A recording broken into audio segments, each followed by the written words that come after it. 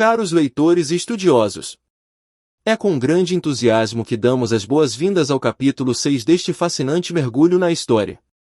Neste segmento, exploraremos intricadas tramas de poder, fé e eventos que moldaram eras inteiras. Dediquem-se, assim como nós, a desvendar os intricados caminhos do papado, das cruzadas e do cisma do Oriente. Este capítulo é fruto de uma jornada dedicada ao estudo profundo, e é com empenho que compartilhamos essas narrativas históricas, esperando que cada palavra seja uma porta aberta para o entendimento e a reflexão. Agradecemos pelo apoio contínuo e incentivamos todos os interessados a se inscreverem em nosso canal, onde continuaremos a explorar juntos os meandros fascinantes do conhecimento histórico. Que esta jornada seja tão enriquecedora para vocês quanto foi para nós. Desejamos a todos uma leitura instigante e repleta de descobertas. O papado, as cruzadas e o cisma do Oriente. No palco imponente da história, onde o destino de impérios se entrelaça com as crenças mais profundas da humanidade, damos início ao capítulo 6, o papado, as cruzadas e o cisma do Oriente. Este capítulo nos convida a desbravar os corredores do poder eclesiástico, testemunhando a ascensão do papado desde seus primórdios até os tumultuados eventos que culminaram no divisor de águas entre as igrejas oriental e ocidental. Nossa jornada começa com a fundação das bases do papado, um marco que remonta ao século IV, quando Constantino presidiu o primeiro concílio da Igreja em 313. O tecido da história se entrelaça com a construção da primeira catedral em Roma, o surgimento de Inocêncio I como governante da Igreja em 402 e a ampliação da autoridade papal sob Leão em 440.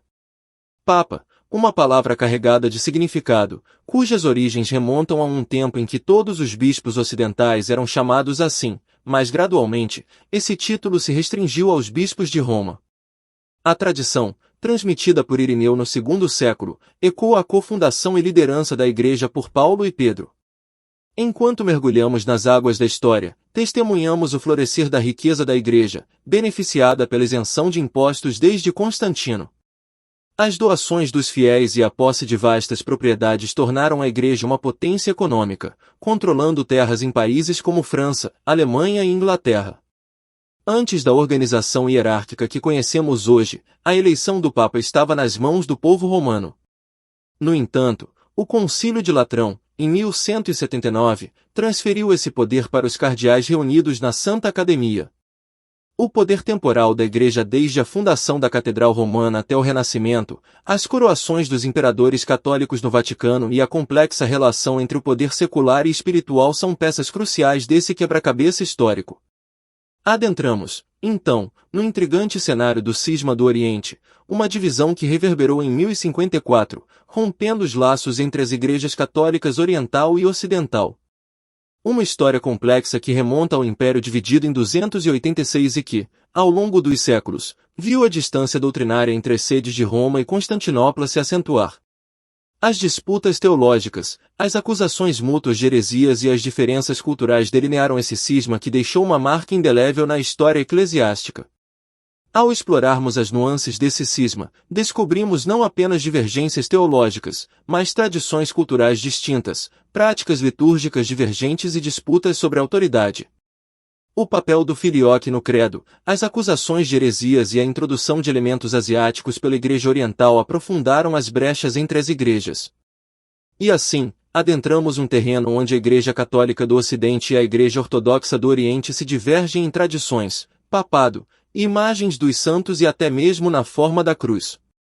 As diferenças são expressas em votos de castidade, a figura do Papa, o papel das imagens sacras e o próprio símbolo da fé cristã. Nossa narrativa histórica não estaria completa sem abordar as cruzadas, campanhas militares cristãs que, sob o estandarte da fé, buscaram controlar a Terra Santa. Desde as primeiras expedições até os eventos intrigantes, como a Cruzada dos Mendigos, examinaremos as motivações, os fracassos e os impactos dessas empreitadas. Por fim, mergulhamos nas guerras de reconquista da Península Ibérica, onde a luta pela retomada de territórios dos mouros desencadeou eventos que moldaram a formação de Portugal e Espanha como estados nacionais. Convido a todos a embarcar nessa jornada através dos séculos, onde o cenário da história religiosa e política se desdobra diante de nossos olhos curiosos. Que este capítulo seja uma ponte para o entendimento mais profundo de um passado que continua a ecoar em nosso presente. Continuem conosco nesta emocionante viagem histórica. Os primórdios do papado, o nascimento de uma instituição sagrada. No amanhecer do século IV, a cristandade viu seus destinos se entrelaçarem com os desígnios do imperador Constantino. Foi em 313 que Constantino, um governante que flertava com a fé cristã, presidiu o que viria a ser conhecido como o Primeiro Concílio da Igreja. Este evento não apenas marcou um ponto de virada para os cristãos, mas também foi o terreno fértil para o surgimento do papado. Como um visionário que entendia a importância de uma instituição eclesiástica forte para a estabilidade de seu império, Constantino lançou as bases para a ascensão da Igreja Católica. Foi durante esse concílio que a Igreja começou a se organizar de maneira mais sistemática, uma antecipação do que viria a ser a hierarquia eclesiástica. A cidade eterna, Roma, tornou-se o epicentro desse movimento. A construção da primeira catedral de Roma não foi apenas um ato arquitetônico, foi um gesto simbólico de consolidação do cristianismo como uma força influente. Esse edifício sagrado não apenas abrigava os fiéis, mas também simbolizava a centralidade espiritual que Roma estava destinada a desempenhar. No ano de 402, a figura de Inocêncio I emerge, declarando-se governante supremo da Igreja. Este foi um marco crucial na história do papado, pois Inocêncio I não apenas reivindicou a autoridade, mas também estabeleceu o precedente de que todas as disputas na Igreja deveriam ser encaminhadas a ele. O papado, como conhecemos, começava a solidificar suas fundações. A palavra Papa, que significa pai, começou a se associar cada vez mais aos bispos de Roma. Até o ano 500, todos os bispos ocidentais eram chamados assim, refletindo a ideia de que a capital de um império desfeito deveria ser a sede da Igreja. Essa evolução terminológica sinalizava não apenas um título, mas um papel de liderança especial, uma figura paterna para a comunidade cristã. Assim, no ventre da história, o papado nasceu, tecendo seu caminho através dos concílios, das catedrais e das figuras marcantes que moldaram os alicerces de uma das instituições mais duradouras da história ocidental. Este capítulo nos convida a desvendar os primórdios dessa jornada fascinante, onde a fé, a política e a autoridade se entrelaçam no cenário da Roma antiga e cristã. Riqueza e poder da Igreja, a ascensão da fortuna celestial. Ao longo dos séculos, a Igreja Católica Apostólica Romana não apenas guiou almas, mas também se viu enredada em uma teia intricada de poder e riqueza. Desde os dias do imperador Constantino, a Igreja desfrutou de um status peculiar, a isenção de impostos. Uma concessão que não apenas a destacava financeiramente, mas também a colocava em uma posição única na sociedade.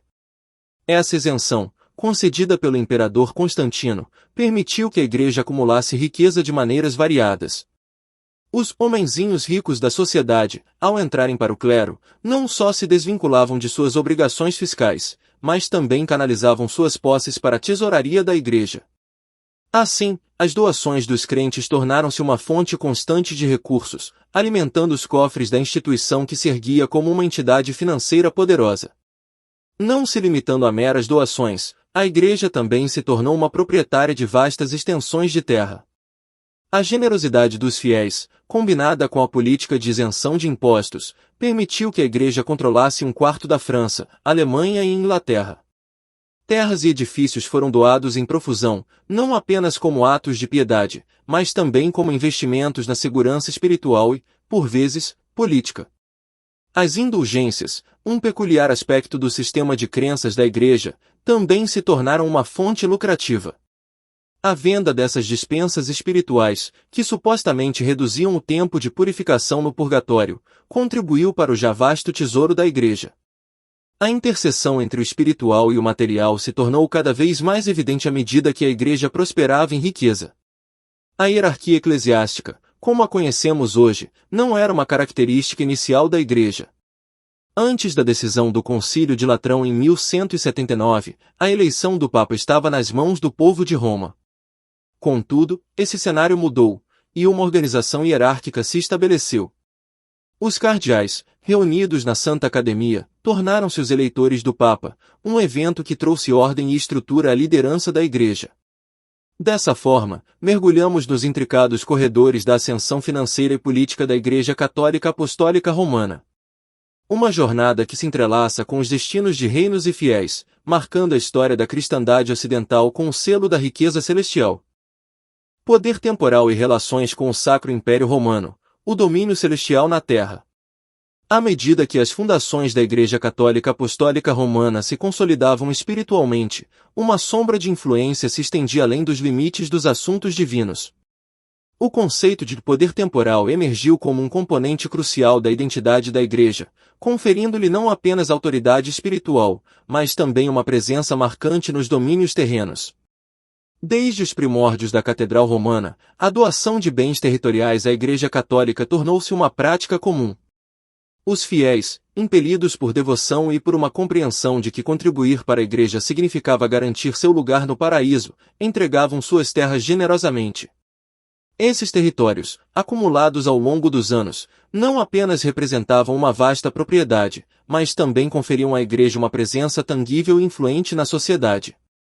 Durante o Renascimento, os estados papais assumiram um papel proeminente, destacando-se em meio às disputas pela sucessão do Papa e pela questão crucial de determinar se a capital da cristandade deveria residir em Roma ou na França. A importância de Roma como centro espiritual se entrelaçou com sua relevância política, transformando a cidade em um ponto crucial de encontro entre os líderes seculares e eclesiásticos. Os imperadores cristãos, em busca de legitimação divina para seus reinados, viajavam ao Vaticano para serem coroados e abençoados pelo Papa. Este ritual não era meramente simbólico, representava a consolidação do poder temporal da Igreja sobre os reinos terrenos. A submissão diante do Papa não era apenas um gesto de devoção espiritual, mas também uma afirmação da autoridade da Igreja sobre os assuntos seculares. Durante o período do Sacro Império Romano, os papas desempenharam papéis significativos não apenas como líderes espirituais, mas também como figuras de autoridade secular. Nomes como Gregório VII e Alexandre III personificaram essa dualidade, exercendo considerável influência não apenas sobre consciências, mas também sobre reinos e territórios. O conceito de poder temporal atingia seu apogeu, com os papas exercendo autoridade não apenas sobre almas, mas sobre as engrenagens do poder secular. Assim, a Igreja Católica Apostólica Romana transcendeu os limites do espiritual, estendendo suas raízes profundamente na política e na terra. O poder temporal tornou-se não apenas um princípio teológico, mas uma força tangível que moldou as paisagens política e social da Europa medieval. No rastro das transformações eclesiásticas, o sistema de eleição papal foi redefinido após o Concílio de Latrão em 1179, estabelecendo uma estrutura que moldaria a Igreja Católica por séculos. Este marco crucial na história da Igreja delineou os procedimentos formais para a escolha do líder supremo da cristandade. A eleição do Papa tornou-se um processo complexo e solene, liderado pelos cardeais, membros de alto escalão da hierarquia católica. Antes do século XII, a eleição papal estava sujeita a influências externas, como a interferência de imperadores e governantes seculares. O Concílio de Latrão buscou mitigar essas interferências, fortalecendo o papel do colégio cardinalício na escolha do pontífice. Os cardeais, selecionados entre os membros mais experientes e influentes do clero, tornaram-se os eleitores-chave. Durante o processo de eleição, isolavam-se do mundo exterior, permanecendo em conclave, um termo derivado do latim conclave, que significa conchave, até que um novo papa fosse escolhido. Essa prática visava evitar pressões externas e assegurar uma decisão baseada na vontade divina e nas necessidades da Igreja. Cada cardeal tinha a responsabilidade de representar a sua visão sobre o candidato mais adequado. As deliberações muitas vezes eram prolongadas, envolvendo intensos debates teológicos e considerações sobre o papel futuro da Igreja. O consenso, quando alcançado, resultava na proclamação do novo Papa. Essa reformulação do processo de eleição papal proporcionou uma maior autonomia à Igreja Católica, consolidando sua independência em relação a influências seculares. Ao longo dos séculos, o modelo estabelecido no Concílio de Latrão permaneceu, moldando a seleção dos líderes da Igreja e influenciando significativamente o curso da história religiosa e política da Europa. Cisma do Oriente, 1054. Quando o divino se fragmenta. A grandiosa tapeçaria da cristandade, que outrora se desdobrava como uma única e majestosa composição, experimentou um rompimento monumental no ano de 1054. Esse divisor de águas, conhecido como Cisma do Oriente, não foi apenas uma ruptura eclesiástica, mas uma profunda cisão que refletiu as intricadas teias das diferenças doutrinárias, políticas e culturais entre as igrejas oriental e ocidental. Desde os primeiros séculos, quando ambas as igrejas compartilhavam uma fé comum, as sementes da discordância já estavam sendo semeadas. A geografia e a história conferiam a cada uma delas uma identidade única, e essas nuances tornaram-se cada vez mais evidentes ao longo do tempo. A divisão leste-oeste do Império, uma estrutura que remonta a 286, manteve-se apesar de Roma ter sido designada como a capital imperial. As igrejas em Roma e Constantinopla, embora compartilhassem raízes cristãs, desenvolveram-se em terrenos distintos. As diferenças culturais, políticas e até mesmo teológicas contribuíram para um distanciamento gradual. As divergências começaram a ganhar destaque entre os anos de 456 e 867, quando discordâncias sobre a inclusão do termo filioque no credo apostólico, questões litúrgicas e disciplinares, e disputas pelo poder econômico-político nas regiões mediterrâneas tornaram-se cada vez mais evidentes. As acusações de heresia entre as duas vertentes católicas intensificaram-se, com os ocidentais criticando os orientais por suas crenças monofisistas e iconoclastas. A Igreja Oriental, centrada em Constantinopla, absorveu características religiosas asiáticas, mantendo-se afastada de Roma e preservando tradições e rituais gregos. Enquanto isso, a Igreja Ocidental, influenciada pelos povos germânicos, via suas diferenças exacerbadas pelas reivindicações papais. A crise de autoridade atingiu seu ápice em 867, quando a Igreja de Constantinopla recusou-se a reconhecer a autoridade romana. Sob as reivindicações de líderes seculares, o César-papismo emergiu, desafiando a noção de que o Papa detinha a supremacia espiritual. Em 1043, o patriarca Miguel Cerulário lançou uma campanha contra a Igreja Latina, culminando no evento que ficaria conhecido como Cisma do Oriente. Nesse momento fatídico, as diferenças que vinham se acumulando ao longo dos séculos se transformaram em uma divisão formal. O patriarca Cerulário foi excomungado pelo cardeal Humberto, e em resposta, toda a Igreja do Oriente excomungou o Papa Leão IX. Assim, a Igreja Ortodoxa nasceu, separando-se da Igreja Católica do Ocidente. As causas dessa separação eram multifacetadas. Desde tradições culturais distintas até divergências em práticas religiosas e doutrinas, a cisão representava não apenas um racha teológico, mas também uma profunda separação entre dois mundos que, embora compartilhassem uma fé, divergiam em sua compreensão dela. O Cisma do Oriente não foi apenas um evento histórico, foi uma ferida na alma da cristandade, uma ferida que, apesar de cicatrizes, persiste até os dias atuais. O entendimento mútuo foi substituído por desconfiança, e as diferenças que levaram a essa divisão continuam a moldar as trajetórias das igrejas oriental e ocidental. Razões da separação: o intrincado mosaico do Cisma do Oriente.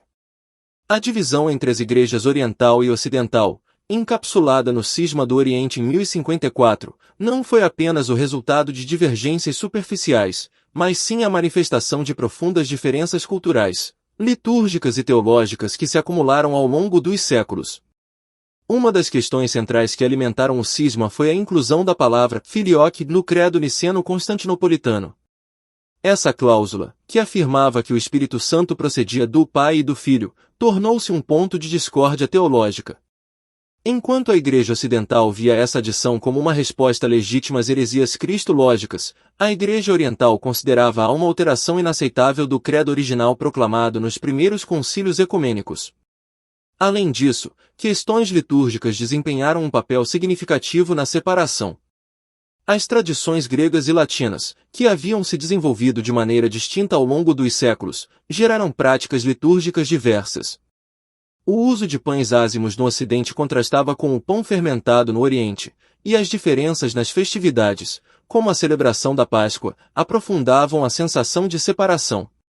A questão da autoridade também desempenhou um papel crucial. Enquanto o Papa em Roma afirmava uma autoridade suprema e universal sobre toda a Igreja, os líderes da Igreja Oriental resistiam a essa noção, defendendo uma estrutura mais descentralizada com um papel mais equitativo dos patriarcas. A ascensão do cesaropapismo na Igreja Oriental, onde líderes seculares exerciam influência significativa sobre assuntos religiosos, adicionou uma dimensão política ao conflito. O choque entre a autoridade papal e a autonomia das igrejas locais, exacerbado por rivalidades geopolíticas, solidificou a separação. As disputas entre as duas igrejas foram intensificadas por fatores históricos, como as invasões bárbaras e as consequências do Grande Cisma de 867. As acusações mútuas de heresia e práticas não ortodoxas se intensificaram, culminando em excomunhões mútuas em 1054. O Cisma do Oriente não foi, portanto, um evento isolado, mas sim o ápice de séculos de diferenças em crescimento. Essas razões, intricadamente entrelaçadas, moldaram o destino das igrejas oriental e ocidental, resultando em uma separação que transcendeu o âmbito teológico, tocando nas fibras mais profundas da identidade cultural e espiritual de ambas as tradições cristãs. Entre o Ocidente católico e o Oriente ortodoxo, uma sinfonia de divergências e semelhanças. A história da Igreja cristã é marcada não apenas por sua expansão global, mas também por uma divisão significativa entre o que se tornou a Igreja Católica Ocidental e a Igreja Ortodoxa Oriental. As divergências que surgiram ao longo dos séculos transcendem meras nuances teológicas, refletindo distintas abordagens em relação à espiritualidade, liturgia e estrutura eclesiástica. Uma das divergências mais evidentes é encontrada na prática do voto de castidade. Enquanto a Igreja Católica Ocidental tradicionalmente exige o celibato clerical, a Igreja Ortodoxa Oriental mantém uma tradição mais flexível, permitindo que homens casados se tornem padres. Essa discrepância não apenas moldou as dinâmicas internas das igrejas, mas também influenciou a percepção do sacerdócio e da vida monástica. O papel do papado representa outra divergência fundamental.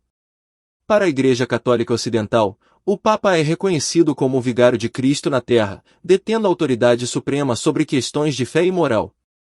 Em contraste, a Igreja Ortodoxa Oriental adere a uma estrutura mais conciliar, onde a autoridade é distribuída entre os patriarcas e os concílios ecumênicos, sem reconhecimento de uma supremacia papal. As práticas litúrgicas também divergem em nuances que moldaram a experiência espiritual de cada tradição.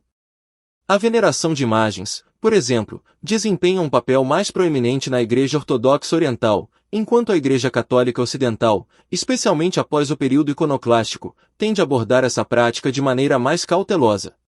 Além disso, a celebração de festividades como a Páscoa diverge entre as duas tradições.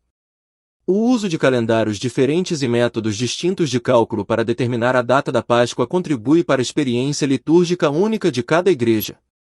Embora essas divergências destaquem as peculiaridades de cada tradição, é crucial reconhecer que tanto a Igreja Católica Ocidental quanto a Igreja Ortodoxa Oriental compartilham uma raiz comum na fé cristã.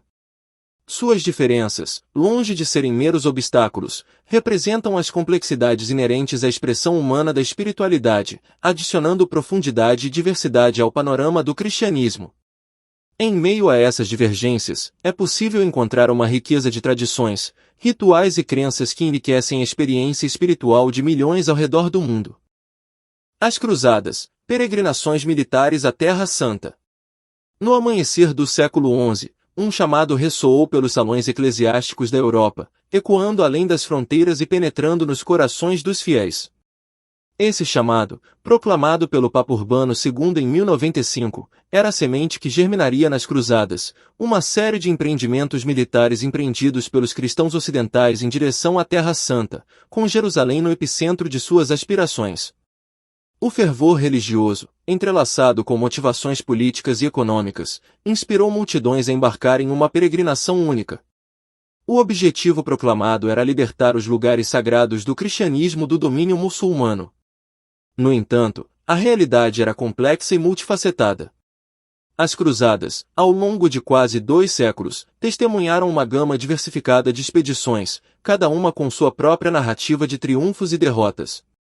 Das cruzadas bem-sucedidas, como a Primeira Cruzada que resultou na captura de Jerusalém em 1099, as campanhas menos gloriosas, como a Quarta Cruzada que desviou para Constantinopla em 1204. Cada empreendimento deixou uma marca única na história. Os líderes carismáticos, como Ricardo Coração de Leão e Saladino, emergiram como figuras lendárias nesse cenário de conflito. Suas estratégias e habilidades táticas moldaram o curso das cruzadas, delineando uma narrativa épica de confrontos e alianças, intrigas e tréguas. No entanto, as consequências das cruzadas não se limitaram aos campos de batalha. O intercâmbio cultural e comercial entre o Oriente e o Ocidente, desencadeado por esses encontros, teve um impacto duradouro na sociedade medieval. A introdução de conceitos, produtos e conhecimentos do Oriente influenciou a Europa de maneiras que transcenderam as fronteiras da guerra. Enquanto as cruzadas deixaram um legado complexo, seu impacto no imaginário coletivo perdura até os dias atuais. O mito das cruzadas, com suas nuances de heroísmo e tragédia, continua a inspirar narrativas contemporâneas e a levantar questões profundas sobre religião, poder e a interação entre culturas. Em meio a elogios e críticas, as cruzadas permanecem um capítulo fascinante e controverso na saga da história medieval. Neste ponto crucial da história, as cruzadas marcaram uma série de expedições militares empreendidas pelos cristãos ocidentais entre os séculos XI e XIII, com o objetivo de retomar a Terra Santa, especialmente Jerusalém, do domínio muçulmano. Vamos explorar brevemente as três principais etapas dessas empreitadas épicas. A Primeira Cruzada, de 1096 a 1099, foi uma resposta fervorosa ao apelo do Papa Urbano II em 1095, conclamando os fiéis a liberarem Jerusalém do controle muçulmano. Liderada por nobres europeus, como Godofredo de Bulhão, Bohemundo de Taranto e Raimundo IV de Toulouse, a cruzada resultou na conquista de Jerusalém em 1099, estabelecendo estados cruzados na região. A Segunda Cruzada, de 1147 a 1149, foi uma reação ao colapso do Condado de Edessa frente às forças muçulmanas. Liderada por Luís VII da França e Conrado III da Alemanha, esta cruzada enfrentou desafios significativos, incluindo a derrota na cidade de Damasco, resultando em ganhos mínimos para os cristãos, consequentemente, no reforço da posição muçulmana na região. A Terceira Cruzada, de 1189 a 1192, ganhou destaque pela participação de notáveis líderes como Ricardo Coração de Leão da Inglaterra, Felipe II da França e Frederico Barba Ruiva do Sacro Império Romano Germânico. Esta cruzada foi uma resposta à queda de Jerusalém para Saladino. Embora não tenha conseguido recuperar completamente a cidade, estabeleceu tréguas que permitiam o acesso aos locais sagrados por peregrinos cristãos. Essas etapas das cruzadas não apenas moldaram as relações entre o mundo cristão e muçulmano, mas também tiveram impactos significativos nas sociedades europeias, influenciando a economia, cultura e, em última instância, o curso da história medieval. As cruzadas, além de serem grandes empreitadas militares, deixaram marcas profundas nas estruturas sociais e econômicas da Europa medieval, influenciando diretamente o desenvolvimento da sociedade da época. A participação em campanhas cruzadas gerou um impacto econômico substancial na Europa. Muitos nobres endividaram-se para financiar suas expedições, levando à necessidade de obter recursos por meio de impostos e empréstimos.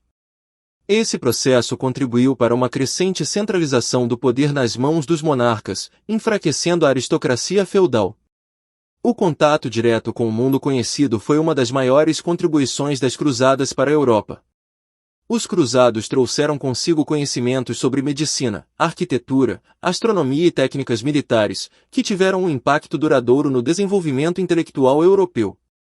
Esse intercâmbio cultural também permitiu o acesso a textos antigos preservados por culturas do Oriente Médio, revitalizando o interesse europeu pelas artes e ciências clássicas. O comércio entre o Ocidente e o Oriente floresceu durante e após as cruzadas, introduzindo uma ampla variedade de mercadorias e estimulando o crescimento econômico. A demanda por produtos do Oriente, como especiarias, seda e papel, incentivou rotas comerciais e a formação de cidades mercantis. Essas mudanças econômicas contribuíram para o declínio do sistema feudal e o surgimento de uma economia mais monetária.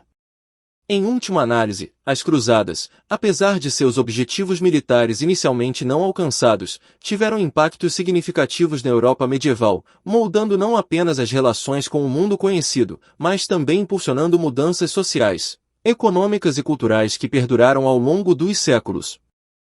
Guerras de reconquista na Península Ibérica. Ao longo de séculos, a Península Ibérica foi palco de uma saga épica conhecida como as Guerras de Reconquista. Este período tumultuado, que se estendeu do século VIII ao século XV, testemunhou uma série de conflitos entre os reinos cristãos e os governantes muçulmanos que dominavam vastas porções da região. Tudo começou no início do século VIII, quando as forças muçulmanas, impulsionadas pelo ímpeto da expansão islâmica, atravessaram o Estreito de Gibraltar e entraram na Península Ibérica. Rapidamente, eles conquistaram territórios significativos, estabelecendo um domínio que ficaria conhecido como Al-Andalus. No entanto, à medida que os séculos avançavam, os reinos cristãos na região não se resignavam à subjugação. Um movimento de resistência gradualmente se organizou, liderado por reis como Afonso I de Astúrias. O ímpeto da reconquista ganhou força à medida que várias entidades cristãs, como Leão, Castela e Aragão, emergiram como forças unificadoras. A reconquista não foi uma narrativa linear de conquistas e derrotas, foi um mosaico complexo de batalhas e acordos. Eventos-chave, como a Batalha de Covadonga em 722, onde as forças cristãs lideradas por Pelágio obtiveram uma vitória simbólica, marcaram o início desse movimento de resistência. À medida que os reinos cristãos avançavam para o sul, retomando territórios anteriormente perdidos, novos estados começaram a se formar. A unificação da coroa de Aragão e Castela, por meio do casamento dos reis católicos, Isabel I de Castela e Fernando II de Aragão, marcou um ponto crucial na história da Reconquista. Em 1492, a queda de Granada, o último reduto muçulmano na península, simbolizou o término desse longo capítulo. As guerras de reconquista deixaram um legado profundo. A convivência de diversas culturas, conhecida como convivência, moldou a identidade única da Península Ibérica. Além disso, o fervor religioso, as disputas territoriais e as alianças estratégicas durante esse período forjaram as bases para os futuros estados nacionais de Espanha e Portugal. A herança da Reconquista ecoa até hoje, contando uma história complexa de resistência, conquista e convivência. Séculos heréticos, contexto econômico e social. Durante os séculos XIII e XIV, a Europa testemunhou mudanças profundas em seu cenário econômico e social, marcando um período que alguns historiadores denominam de séculos heréticos. Essas transformações foram impulsionadas por diversos fatores que influenciaram significativamente a mentalidade das pessoas e a estrutura da sociedade medieval. O crescimento demográfico foi uma característica marcante desse período, resultando em um aumento considerável na população europeia.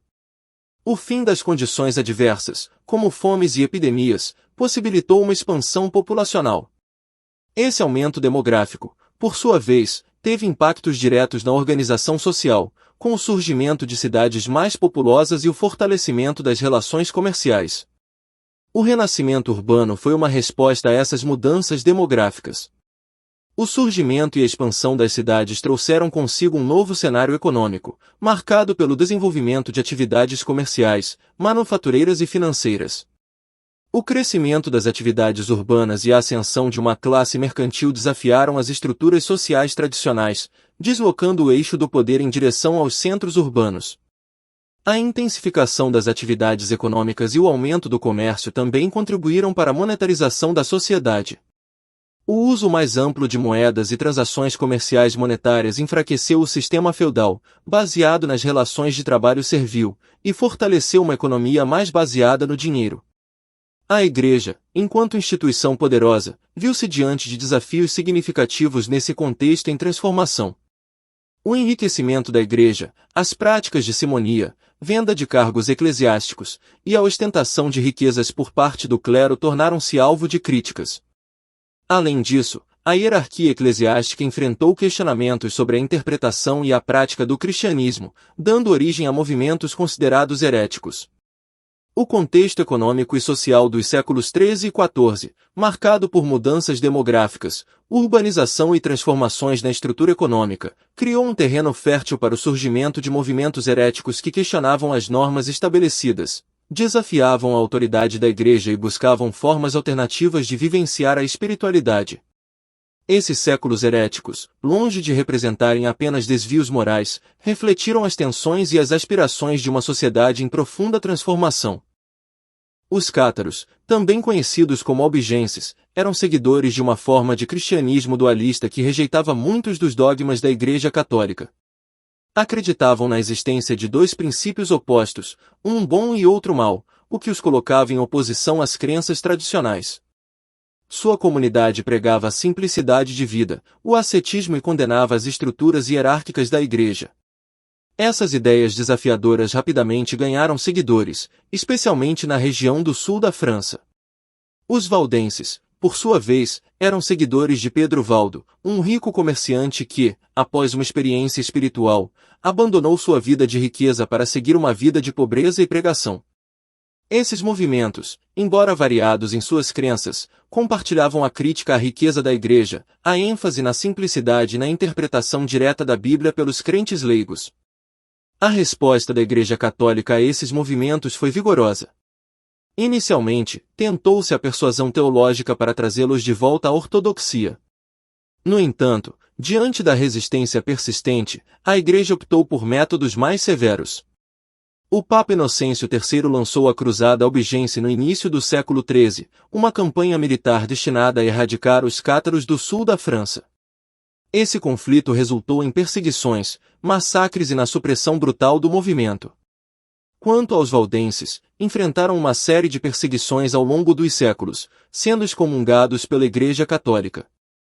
Apesar das adversidades, alguns desses movimentos conseguiram sobreviver e, em alguns casos, até se fundir com outras correntes cristãs dissidentes.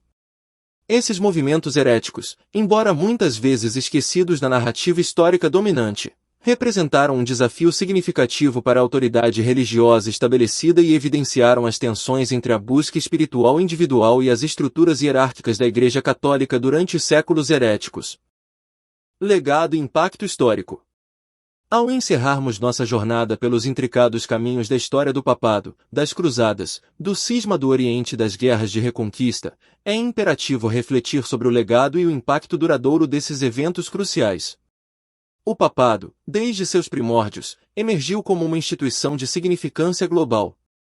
Sua influência se estendeu além das fronteiras eclesiásticas, desempenhando papéis cruciais nas dinâmicas políticas e sociais. Desde Constantino, que moldou o cristianismo como uma força unificadora sob sua égide, até os momentos de grande riqueza e poder consolidados nos concílios e acordos, a história do papado é uma narrativa de constante evolução e adaptação. As cruzadas, com seu chamado à ação proclamado pelos papas, ecoam como um capítulo marcante de interação entre o sagrado e o secular.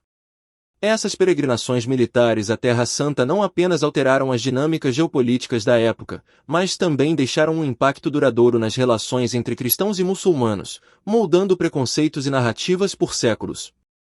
O cisma do Oriente, em 1054, permanece como uma ferida não totalmente cicatrizada na história cristã. As divergências teológicas, litúrgicas e políticas que levaram à separação entre as igrejas ocidental e oriental deixaram um legado de divisões e desafios para a unidade cristã. Explorar essas razões profundas é essencial para entender as complexidades das relações entre as tradições cristãs. As guerras de reconquista, enquanto narrativa de resistência e conquista na Península Ibérica, delinearam a formação dos Estados nacionais e deixaram um legado de convivência e diversidade cultural. O término dessa épica jornada com a queda de Granada ressoa como um marco significativo na história europeia. Ao observarmos esses eventos de maneira integrada, percebemos que o papado, as cruzadas, o cisma do Oriente e as guerras de reconquista são entrelaçados em uma teia complexa de interações históricas. O legado desses eventos transcende o medieval, moldando as relações entre regiões, culturas e religiões até os dias atuais. Este é o testemunho da riqueza e complexidade da experiência humana ao longo dos séculos, uma narrativa que continuamos a desvendar e compreender em nossa jornada através do tempo. Resumo do capítulo 6. o papado, as cruzadas e o cisma do Oriente. O capítulo 6 nos conduziu por uma jornada fascinante pelos meandros da história do papado, das cruzadas e do cisma que dividiu as igrejas oriental e ocidental. Iniciamos com os primórdios do papado, destacando o papel de Constantino no primeiro concílio da Igreja, a construção da primeira catedral em Roma e a consolidação do papado sob Inocêncio I em 402. Exploramos a ascensão do poder e riqueza da Igreja, desde as isenções de impostos concedidas por Constantino até a acumulação de terras, riquezas e indulgências, culminando na organização hierárquica pós-concílio de Latrão em 1179. O capítulo também nos levou a uma análise profunda do poder temporal da Igreja e suas relações com o Sacro Império Romano. Destacamos a influência da Igreja sobre territórios e governantes, enfatizando o papel dos papas como líderes espirituais e temporais durante o Sacro Império Romano. O Cisma do Oriente, 1054, foi um ponto crucial, onde exploramos as divergências entre as igrejas oriental e ocidental, desde questões doutrinárias até disputas políticas e culturais que levaram à separação. Investigamos as razões profundas que contribuíram para essa divisão, incluindo diferenças teológicas, litúrgicas e a inserção do filioque no credo. A seguir, comparamos a Igreja Católica Ocidental e a Igreja Ortodoxa Oriental, destacando diferenças nas práticas, como o voto de castidade, a estrutura do papado e a veneração de imagens. As cruzadas foram abordadas como peregrinações militares à Terra Santa, desde o chamado do Papa Urbano II em 1095 até as várias expedições. Destacamos sucessos, falhas e as consequências dessas campanhas, que deixaram um impacto duradouro nas relações entre cristãos e muçulmanos. A narrativa histórica culminou com uma exploração das guerras de reconquista na Península Ibérica, examinando eventos-chave, a formação de estados nacionais e as consequências desses conflitos. Finalmente, no encerramento, refletimos sobre o legado e o impacto histórico desses eventos, reconhecendo como moldaram a história e as relações entre diferentes regiões e religiões. Este capítulo revelou as complexidades e interconexões desses momentos cruciais, proporcionando uma compreensão mais profunda da história medieval. Agora vamos para perguntas. Capítulo 3. Pergunta 1. As heresias fizeram parte das ameaças internas ao longo de toda a história da Igreja. Qual das alternativas não faz parte das heresias dos primeiros séculos do cristianismo? Resposta. Pelagianismo. Pergunta 2. O maniqueísmo possuía uma concepção do universo. Assinale a alternativa que melhor responde à lacuna na afirmação acima. Resposta. Dualista. Pergunta 3. Elementos de qual heresia ressurgiu em outros momentos da história da Igreja, especialmente nos séculos VII e X? Resposta. Donatismo. 4. Cite as 3 características fundamentais para que um livro fosse aceito no cânon do Novo Testamento pela Igreja. A resposta deve vir acompanhada de uma explicação a respeito. Resposta. As 3 características fundamentais para que um livro fosse aceito no cânon do Novo Testamento pela Igreja eram: primeiro, apostolicidade. O livro deveria ter sido escrito por um apóstolo ou por alguém associado diretamente a um apóstolo, garantindo assim a autoridade apostólica. Segundo, ortodoxia. O conteúdo do livro deveria estar em conformidade com a doutrina cristã ortodoxa, evitando ensinamentos contrários à fé estabelecida pela Igreja. Terceiro, recepção e uso geral. O livro deveria ser amplamente aceito e utilizado pelas comunidades cristãs em seus cultos e ensinamentos, demonstrando sua relevância e aceitação pela Igreja. Pergunta 5. A leitura complementar traz as definições do Concílio de Nicéia de 325. Escolha 3 itens do concílio que você acha que são similares com a estrutura da sua igreja local e explique a razão pela escolha. A resposta a essa pergunta depende das informações específicas sobre a estrutura da igreja local, que não foram fornecidas. Recomendo analisar os documentos e decisões do Concílio de Nicéia de 325 e identificar elementos que se assemelham à estrutura da igreja local em questão. Capítulo 4. Pergunta 1. Qual dos pais da igreja abaixo foi considerado como boca de ouro devido à sua eloquência? Resposta: João Crisóstomo. Pergunta 2. Qual foi a principal contribuição de Jerônimo para a igreja? Resposta: Tradução da Bíblia para o latim. Pergunta 3. Uma das principais obras do cristianismo como um todo pertence a Agostinho. Foi inclusive uma das fontes para a elaboração das doutrinas calvinista e luterana. De que obra estamos falando? Resposta: Cidade de Deus. Pergunta 4. Analise o tópico a respeito da conversão de Constantino e descreva por quais razões não podemos dizer que converteu por conveniência política nem que genuinamente se tornou um cristão fervoroso. Resposta: a conversão de Constantino ao cristianismo é um tema debatido entre historiadores e teólogos. Constantino, o Grande, foi o primeiro imperador romano a se converter ao cristianismo, e sua conversão é geralmente associada ao Edito de Milão em 313, que concedeu liberdade religiosa aos cristãos no Império Romano. No entanto, é difícil determinar suas motivações precisas. A visão tradicional sugere que Constantino converteu-se por conveniência política, buscando consolidar o império sob uma única fé e fortalecer sua autoridade. Por outro lado, alguns argumentam que sua conversão foi genuína, pois ele demonstrou apoio à Igreja e promulgou políticas cristãs. Razões para não considerar sua conversão apenas como conveniência política. Primeiro, Constantino poderia ter escolhido outras formas de unificar o império, não necessariamente através do cristianismo. Segundo, ele tomou medidas efetivas para apoiar e promover a Igreja, indicando uma aceitação genuína da fé. Razões para não considerar sua conversão como genuinamente fervorosa. Primeiro, Constantino continuou a adotar práticas políticas e religiosas tradicionais romanas mesmo após sua conversão. Segundo, a conversão pode ter sido influenciada por uma combinação de fatores, incluindo razões políticas e crenças religiosas. Pergunta 5. De que modo as invasões dos povos germânicos, chamados de bárbaros, influenciaram o cristianismo nos séculos seguintes? Resposta: as invasões dos povos germânicos, também conhecidos como bárbaros, tiveram diversas influências no cristianismo nos séculos seguintes. Primeiro, descentralização e fragmentação. As invasões bárbaras levaram à desintegração do Império Romano, resultando em uma descentralização do poder. Isso contribuiu para a ascensão da Igreja como uma instituição centralizada, fornecendo estabilidade e ordem em tempos de instabilidade política. Segundo, missão e evangelização. Em meio à desordem causada pelas invasões, a Igreja desempenhou um papel significativo na missão e evangelização.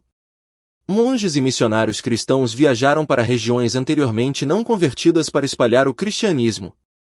Terceiro, sincretismo cultural. Em alguns casos, houve sincretismo cultural, onde elementos das tradições bárbaras foram incorporados às práticas cristãs, facilitando a conversão e a assimilação cultural. Quarto, preservação do conhecimento. A Igreja desempenhou um papel crucial na preservação do conhecimento clássico durante o período de insegurança causado pelas invasões. Mosteiros tornaram-se centros de aprendizado e preservação de manuscritos. Quinto, papel da Igreja na sociedade. Com a desintegração do poder secular, a Igreja assumiu papéis sociais e políticos, tornando-se uma força unificadora em muitas comunidades. Em resumo, as invasões bárbaras moldaram profundamente o cristianismo na Europa, influenciando sua disseminação, práticas e papel na sociedade medieval. Capítulo 5. Pergunta 1. Quem é considerado o pai do monacato na Igreja? Resposta: Bento. Pergunta 2.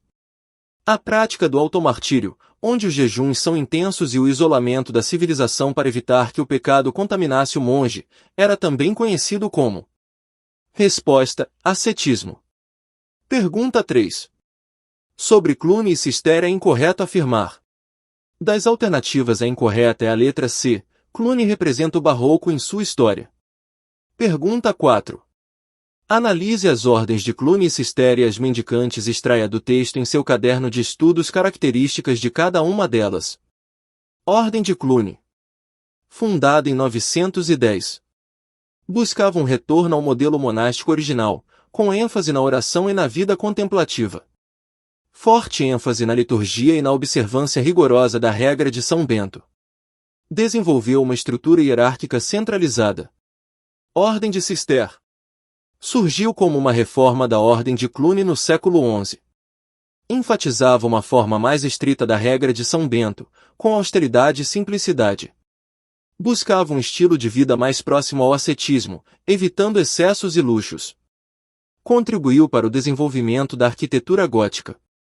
Ordens mendicantes, como os franciscanos e dominicanos, surgiram no século XIII como resposta aos desafios urbanos e à necessidade de uma abordagem mais ativa na sociedade.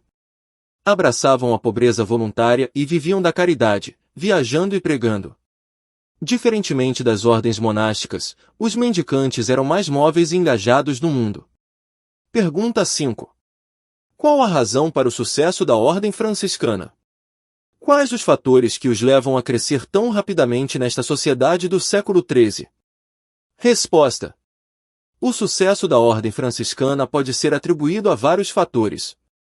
Primeiro, apelo à simplicidade e pobreza. A mensagem de Francisco de Assis, que enfatizava a simplicidade, humildade e pobreza voluntária, ressoava profundamente em uma sociedade que estava passando por mudanças sociais e econômicas. Segundo, atividade missionária. Os franciscanos adotaram uma abordagem ativa, envolvendo-se em atividades missionárias, pregando nas cidades e alcançando as populações urbanas, o que os tornou acessíveis a um público mais amplo. Terceiro, modelo de vida itinerante. Ao contrário das ordens monásticas tradicionais, os franciscanos eram uma ordem mendicante, vivendo da caridade e viajando para diferentes lugares. Isso lhes permitiu uma presença mais dinâmica e flexível na sociedade. Quarto, aprovação papal. A ordem recebeu a aprovação papal de Inocêncio III em 1210, o que aumentou sua credibilidade e atraiu mais membros. Quinto, identificação com os pobres. O compromisso dos franciscanos com a vida entre os pobres e marginalizados apelava para aqueles que buscavam uma expressão mais prática do cristianismo, especialmente em um período de mudança social e desigualdade. Esses fatores combinados contribuíram para o rápido crescimento e sucesso da ordem franciscana no século XIII. Capítulo 6. Pergunta. Após o estudo deste capítulo, escreva um texto com no mínimo 15 linhas, onde estejam inseridas as características que resultaram no Cisma do Oriente. Resposta. O Cisma do Oriente, que ocorreu em 1054, foi um evento significativo na história do cristianismo, marcando a separação entre a Igreja Católica Ocidental e a Igreja Ortodoxa Oriental. Diversos fatores contribuíram para o surgimento desse cisma, refletindo as tensões políticas, teológicas e culturais que se acumularam ao longo dos séculos. Em primeiro lugar, as divergências teológicas desempenharam um papel crucial no Cisma do Oriente. Questões doutrinárias, como a natureza do Espírito Santo e a autoridade papal, dividiram as igrejas. A inserção da cláusula filioque no credo niceno-constantinopolitano por parte da Igreja Católica Ocidental, que afirmava que o Espírito Santo procedia do Pai e do Filho, foi motivo de controvérsia e descontentamento por parte da Igreja Ortodoxa Oriental. Além disso, as disputas políticas entre Roma e Constantinopla contribuíram para a crescente tensão.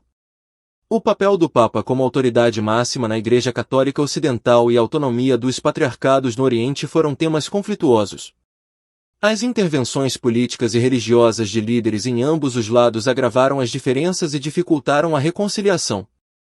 A questão cultural também desempenhou um papel significativo no cisma. A diferença nas tradições litúrgicas, o uso do latim no Ocidente e do grego no Oriente, bem como as divergências nas práticas religiosas, contribuíram para a sensação de estranheza e alienação entre as duas partes. O Cisma do Oriente não foi um evento isolado, mas sim o culminar de séculos de desentendimentos e desconfiança mútua. As características que resultaram nesse cisma são multifacetadas, abrangendo desde questões teológicas até diferenças culturais e políticas. Essa divisão deixou um legado duradouro, moldando a história e a identidade das igrejas cristãs ocidentais e orientais até os dias de hoje. Queridos leitores, chegamos ao final de mais um capítulo fascinante em nossa jornada pela história do papado, das cruzadas e do cisma do Oriente. Esperamos que tenham apreciado a profundidade das narrativas e a riqueza dos acontecimentos que moldaram épocas e continentes.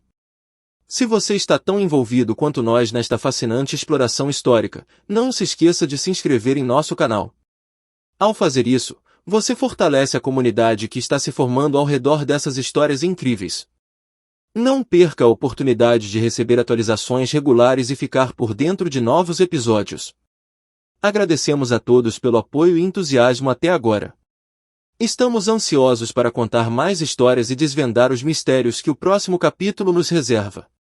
Aguardamos ansiosos o retorno de cada um de vocês para continuarmos essa jornada emocionante juntos. Até breve. Deus os abençoe.